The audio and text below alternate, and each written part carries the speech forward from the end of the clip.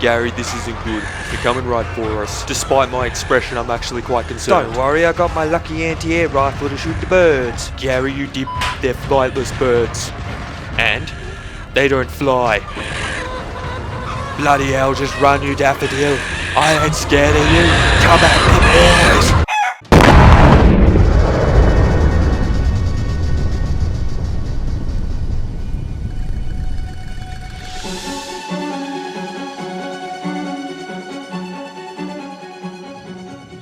G'day.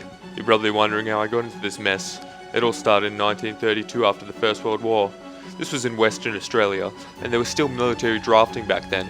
I live on Rottnest Island, so unfortunately I was drafted into fighting the biggest war Australia had ever faced. Join me as I tell you about it all firsthand. The Great Emu War.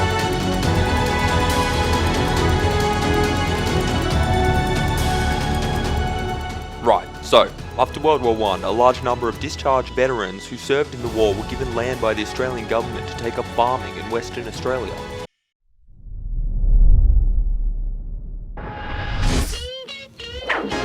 Good job, boys! We won the war! Free VBs and bucket hats for everyone! This hat is really effective due to its shape. Thank you, you're welcome, mates. But the true war has just begun. We need you to go to a remote part of Western Australia to grow wheat for a really low amount of money because the Great Depression started whilst you were gone. Oh, this sucks. Mate, it could be worse. How could anything be worse? We're in the Great Depression, not the normal depression. The Great Depression, and we have to grow wheat in some hole. Well, totally hypothetical, yeah, but it would be a lot worse if there was over 20,000 flightless birds in the area also. Well, yeah, but alright, yeah, that would be a lot worse, you're right.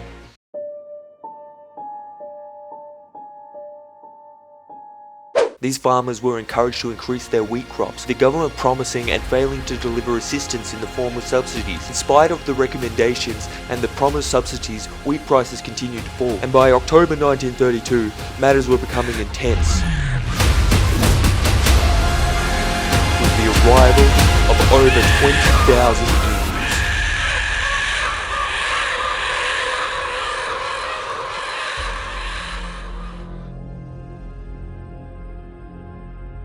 The emus found the land to be a great habitat, and they began to head to the farm territory, in particular the marginal farming land around Chandler, despite Chandler being an absolute hole.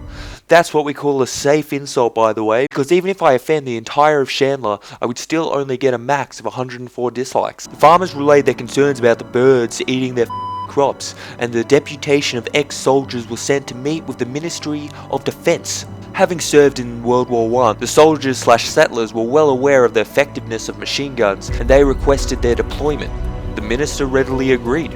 Although with conditions attached, the guns were to be used by military personnel, troop transport was to be financed by the Western Australian government, and the farmers would provide food, accommodation and payment for the ammunition. They also approved on the grounds that they would make good target practice. This is when I got the call. I'd been drafted.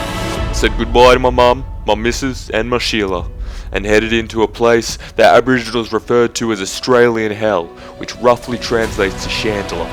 I knew this mission had a low success rate and many of us would fall, but my country needed me. Sadly, I was drafted into the same group as Gary. Quokka, fancy seeing you here. You excited to kill the penguins, mate? Gary, we aren't killing penguins. Well, yes we are, Quokka. They said they're flightless birds. That's a penguin, mate. There's more than one flightless bird, Gary. Well, obviously there's going to be more than one penguin, Quokka, otherwise it wouldn't be a war.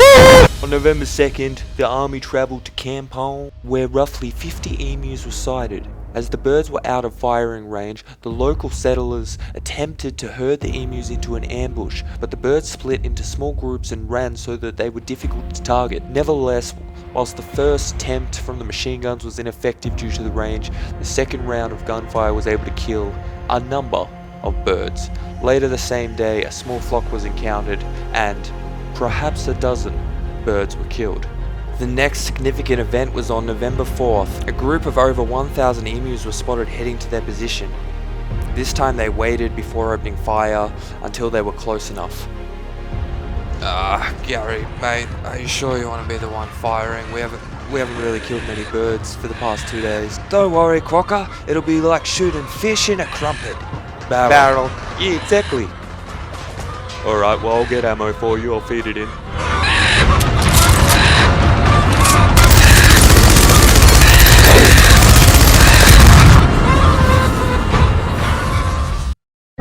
Oh, what is it now, Gary? My mustache is caught in it. Don't have a mustache. These things, my whiskers. Sadly, the gun jammed, and we were only able to kill 12 emus. The rest got away. This was considered a decisive victory for the emus. In the days that followed, we chose to move further south, where the birds were reported to be fairly tame. No one else seemed to have a problem with how vague and unhelpful these quotes were. A number of birds, perhaps a dozen, reported to be fairly tame. By the 4th day of the campaign, army observers noted that each pack seemed to have its own leader now.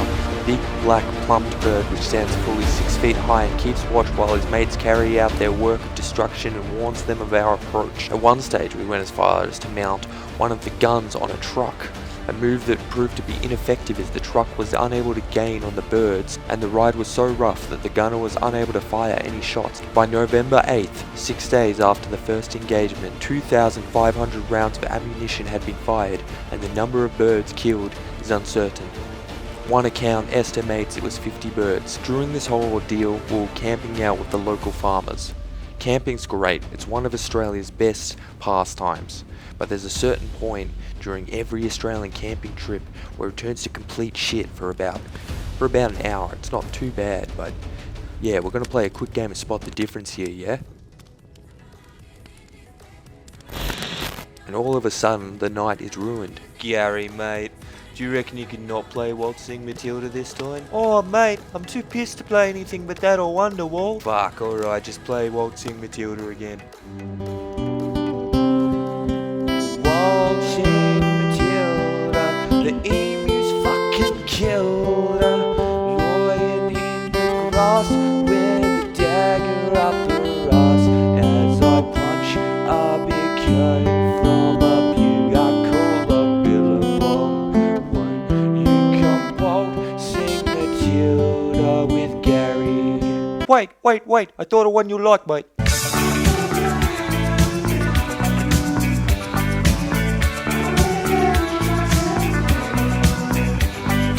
Would anyone like one?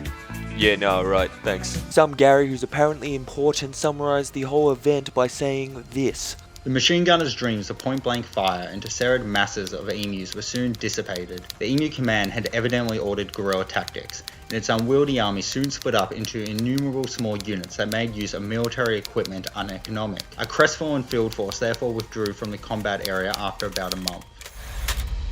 On November 8th, members in the Australian House of Representatives discussed the operation. Following the negative coverage of the events in the local media that included claims that only a few emus had died, we withdrew the military personnel and the guns on November 8th. After the withdrawal, the emus were compared to the Zulus due to their striking maneuverability, even whilst badly wounded. They said if we had a military division with a bullet carrying capacity of these birds, it would face any army in the world.